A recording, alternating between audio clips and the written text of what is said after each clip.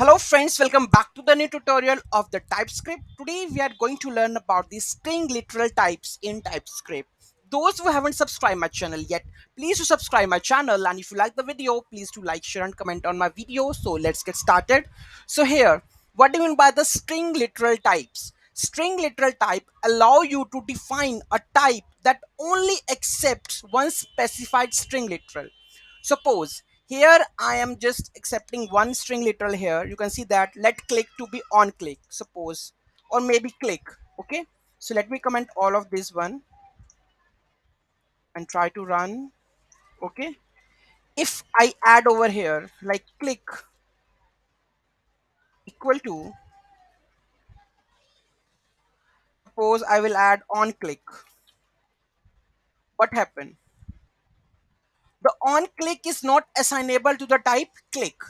You can see that string literal types allow you to define a type that accepts only one specified string literal. So if I go and just add it over here, click to be this, the error goes on. Okay, so that means you can define a variable or a parameter to only accept a specified string value or a set of string values. Okay, so for the set of string values we are using the union.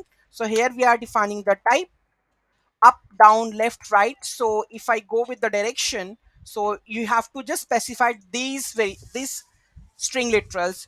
If you are adding another one, it will throw you the error, right? Same with the interface, you can use like this, and same with the class. If you want to use like this, so you can use type mammals, reptile, bird, or if you go with the interface, so whatever the gender, male, female and other, you have to use this string literals. You can't use anyone, so it will throw you the error if you use another variable for that one. Okay, so string literal types allow you to define the type that accepts only one specified string literal.